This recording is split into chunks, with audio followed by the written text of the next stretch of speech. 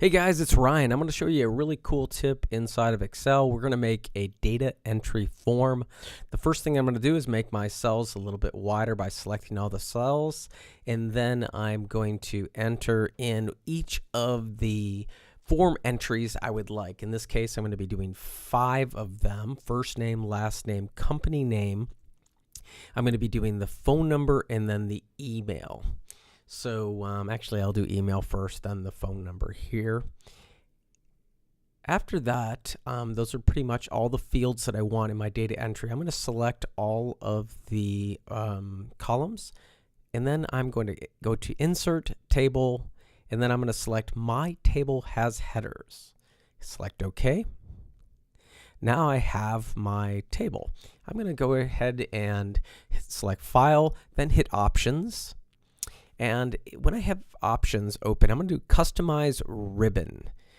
In Customize Ribbon, I'm going to make a new tab. Okay, Command's not in the ribbon, and I'm going to select a new tab. That I'm going to rename that tab Data Entry Stuff, maybe.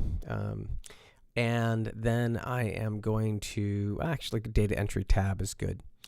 And then I'm going to, so you have to create a new group and a new tab. I'm going to select a new group inside of that tab. I'm going to rename it Data Stuff. This is where I'll call it Data Stuff. Hit OK. And now I'm going to go under the commands not in the ribbon from the drop down and select Form with my group. Select Add. Now I'm going to rename that, selecting any icon.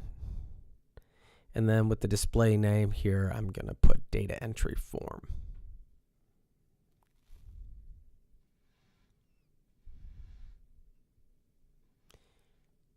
And that's pretty much it. Hit OK. And now you can see I have a new tab, Data Entry tab.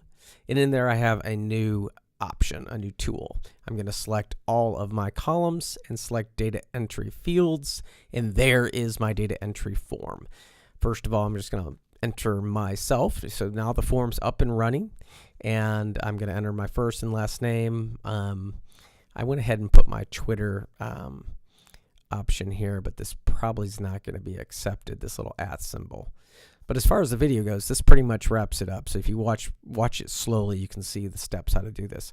Throw in my email there with my @ symbol, and then let's throw in a phone number here.